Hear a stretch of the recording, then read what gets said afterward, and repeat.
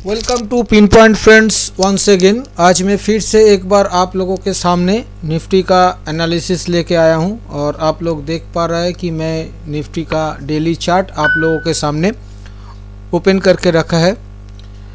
आने वाला हफ्ता के एनालिसिस से पहले एक बार पिछला हफ्ता क्या हुआ वो देख लेते हैं और हम लोगों का एनालिसिस उसके ऊपर क्या था। मैं पिछले हफ्ता आप लोगों को बताया था कि बाज़ार में जब भी डिप मिले तो उस डिप को बाइंग के लिए इस्तेमाल कीजिए, किसी भी डिप पे बाई करने का कोशिश कीजिए। साथ साथ मेरा ये भी एक पॉइंट था कि अगर ऊपर में मिले तो 15,880 के आसपास एक बार जोखिम लेके शॉर्ट पोजीशंस भी क्रिएट कर सकते हैं, ये जानते हुए कि स्टॉप लॉस ट्रिगर कर सकता है।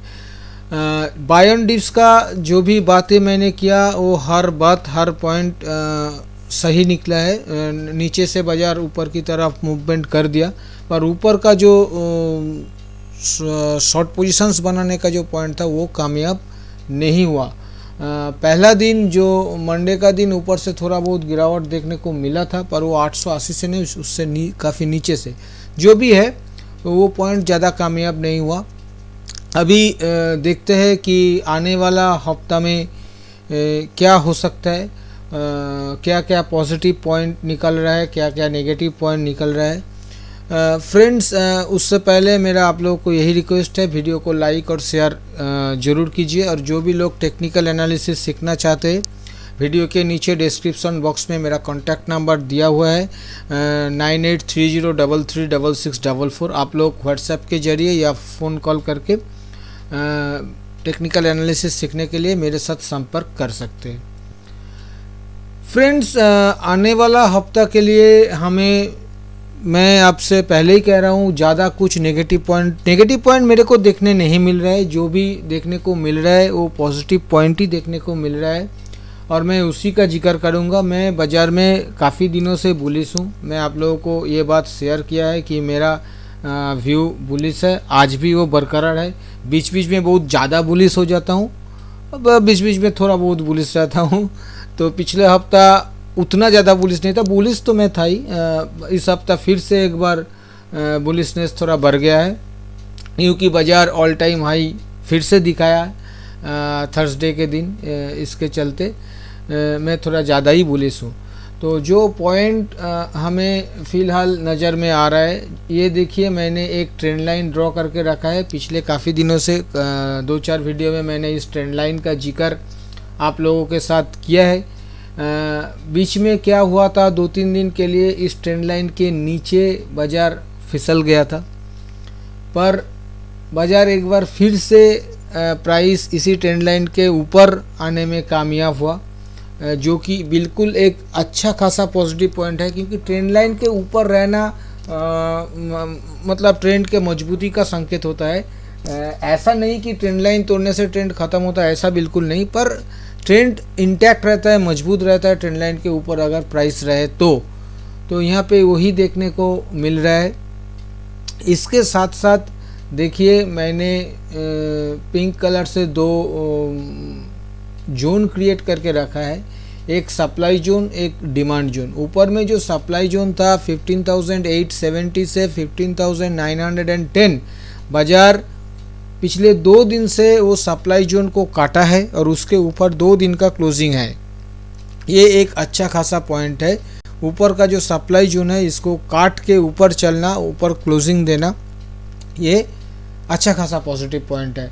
और नीचे का जो डिमांड जोन है, वो जो डिमांड जोन 15,630 से लेके 680 के बीच है, वो अभी भी देखिए 2-3 बार कोशिश किया गया उस डिमांड जोन को काटने के लिए, पर बाज़ार कामयाब नहीं हुआ। उस डिमांड जोन इंटैक्ट है और उस डिमांड जोन को टेस्ट करके प्राइस फिर से ऊपर आ गया। एक बात ध्यान में रखिएगा, जब तक ये डिमांड जोन बाज़ार में इंटैक्ट है तब तक बाज़ार में ख़राब कुछ नहीं होगा। हो सकता है बाज़ार कभी 150-200 पॉइंट गिर जाए, पर बाज़ार फिर से रिकवर कर लेगा। ये डिमांड जोन जिस दिन बाज़ार में कट जाएगा नीचे की तरफ बाई क्लोजिंग बेसिस पे कट जाएगा, उसी दिन बाज़ार करेक्शन दिखाने का कोशिश करेगा, उसके बाद, उसके पहले नहीं। अच्छा खासा कुछ भी करेक्शन अगर दिखाई दिया तो ये डिमांड जोन काटने के बाद ही वो दिखाई दे सकता है। फ्रेंड्स, इसके साथ साथ अगर मूविंग एवरेज का जिक्र किया जाए तो मूविंग एवरेज आप लोग देख पा रहे हैं, ये जो 20 डेज़ का मूविंग एवरेज है, सिंपल मूविंग एवरेज, बाजार इसके नीचे भी फिसल गया था। यहाँ पे 2 दिन फिसल गया, यहाँ पे 2 दिन 3 दिन फिसल गया इसके नीचे, पर उसके ऊपर बाजार फिर से प्राइस आने में कामयाब हो गया, जो कि एक पॉजिटिव पॉइंट है। और एक चीज़ देखने वाला है, देखिए 20 SMA बीच में फ्लैट हो गया था, पर वो फिर से एक बार असेंडिंग होना चालू हो गया है, ये भी पॉजिटिव है। 50 SMA का जहाँ तक जिक्र किया जाए वो तो क्लियरली असेंडिंग है और टेस्ट भी नहीं हुआ है, तो बाजार अभी उतना नीचे जाने के लिए तैयार नहीं है, यही दर्शा रहा है। होने के लिए कुछ भी हो सकता है, खाली 500 पॉइंट गिर सकता है, वो बात अलग है, पर बिहेवियर ऑफ प्राइस ये बता रहा है कि अभी वहाँ तक सफ़र करने के लिए ये तैयार नहीं है। मैंने फ्रेंड्स यहाँ पे एक फिबोनाची लेवल ड्रॉ करके रखा है। ये इसलिए ड्रॉ करके रखा है क्योंकि आने वाले दिनों में टारगेट कहाँ तक जा सकता है, इसको कैलकुलेट करने के लिए मैं आप लोगों के साथ ये जिक्र करूँगा।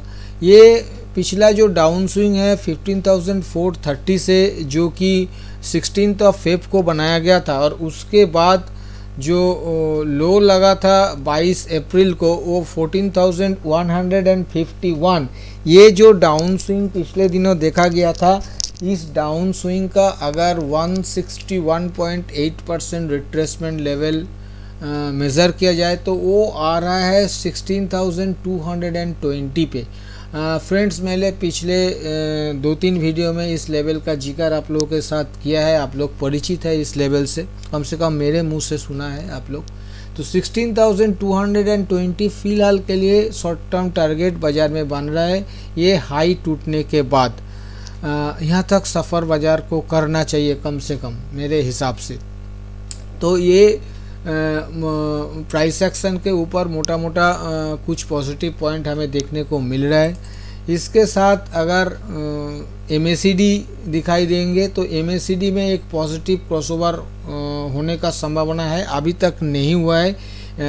MACD लाइन घूम गया है, सिग्नल लाइन को क्रॉस करने पे करीब आ गया है, अभी तक क्रॉसओवर नहीं हुआ, ठीक है, पर काफ़ी दिन गिरावट के बाद ये पॉजिटिव क्रॉसओवर दिखाने का कोशिश कर रहा है। साथ साथ RSI अगर देखेंगे तो RSI में जो डाउन ट्रेंड लाइन था, उस डाउन ट्रेंड लाइन को RSI काटा है और RSI 60 के ऊपर फिर से एक बार पहुंच गया, जो कि एक पॉजिटिव पॉइंट बिल्कुल है।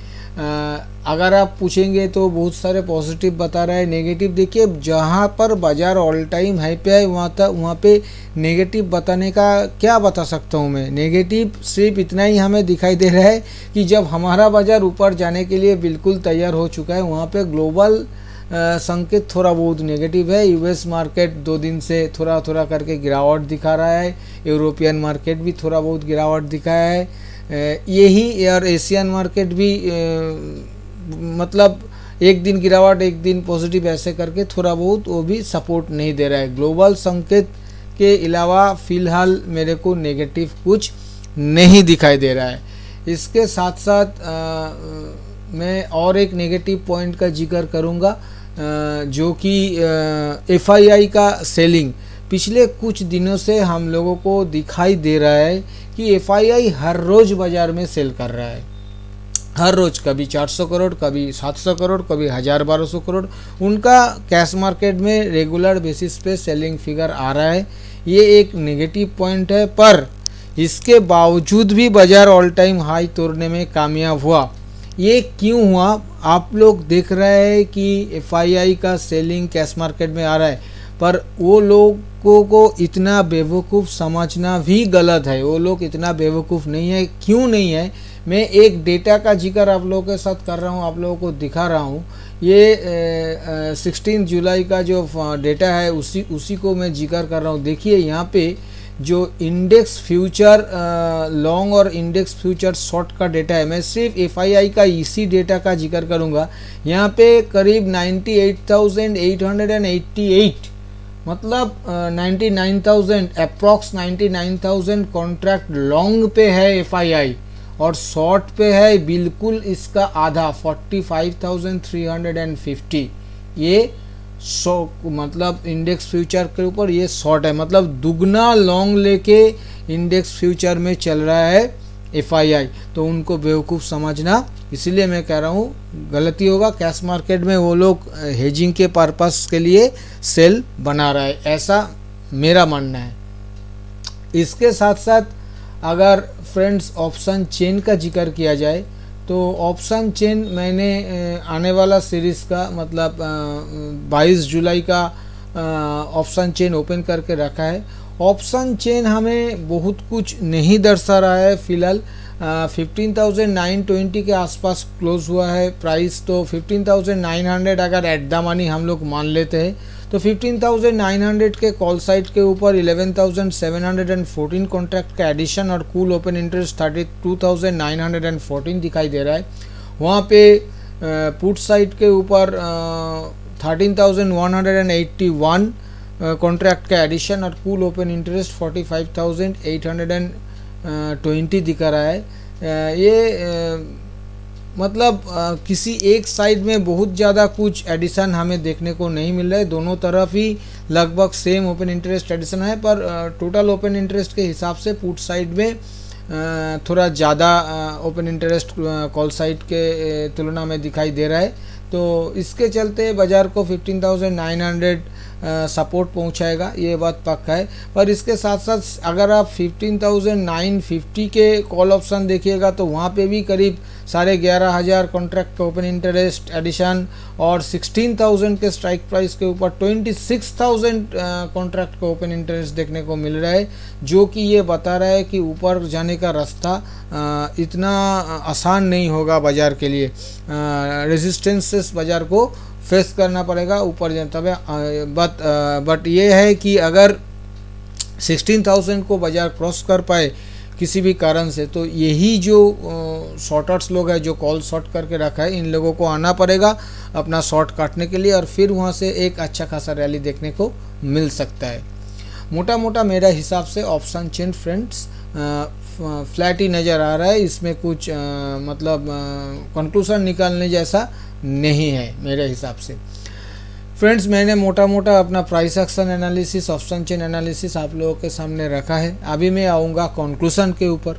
फ्रेंड्स अगर आप फ्री ऑफ कॉस्ट निफ्टी के ऊपर हर दिन सुबह टेक्निकल व्यू लेना चाहते हैं और बीच बीच में मिड कैप और स्मॉल कैप के ऊपर कुछ आइडिया लेना चाहते हैं, तो आप लोग वीडियो के नीचे डिस्क्रिप्शन बॉक्स में एंजल ब्रोकिंग लिमिटेड का लिंक दिया हुआ है। उस लिंक के जरिए एंजल ब्रोकिंग में अकाउंट ओपन कीजिए और वहां अपना पहला ट्रेड करने के बाद ट्रेड का स्क्रीनशॉट उसी लिंक के नीचे व्हाट्सएप नंबर दिया हुआ है, उस व्हाट्सएप नंबर में सेंड कर दीजिए। आप लोगों के पास भी हर दिन सुबह निफ्टी का टेक्निकल व्यू और बीच बीच में मिड कैप और स्मॉल कैप के ऊपर कुछ स्टॉक आइडिया भी पहुंच जाएगा।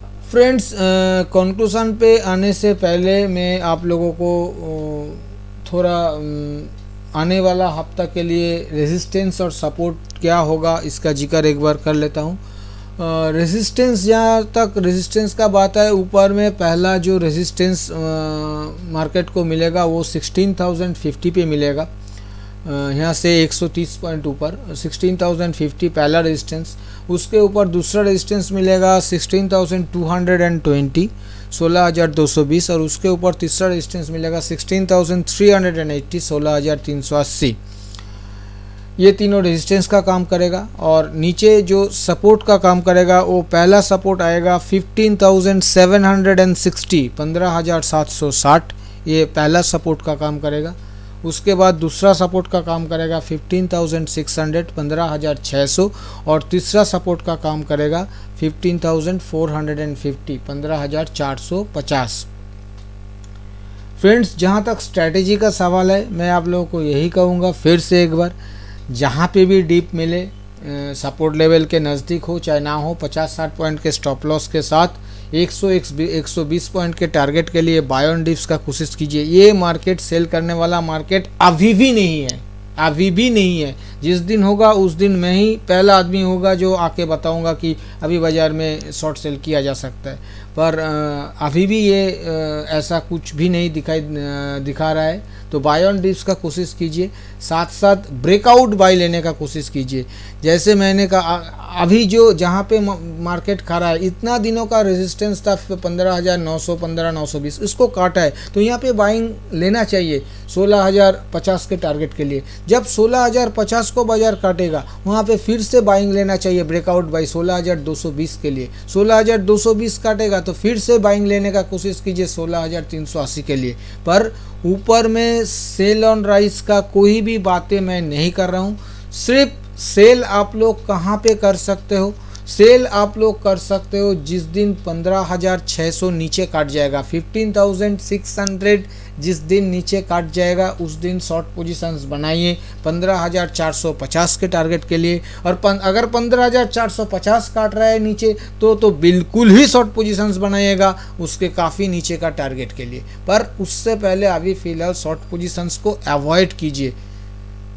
फ्रेंड्स, मैंने मोटा मोटा अपना एनालिसिस कंक्लूजन सब कुछ आप लोगों के सामने रखा है, पर एक ही रिक्वेस्ट है, आप लोग किसी भी रियल ट्रेड लेने से पहले अपना खुद का फिनेंशियल एडवाइज़र का सलाह लेके ही किसी भी रियल ट्रेड लीजिएगा। और अगर वीडियो आप लोगों को पसंद आया तो वीडियो को लाइक और शेयर करना मत भूलिए।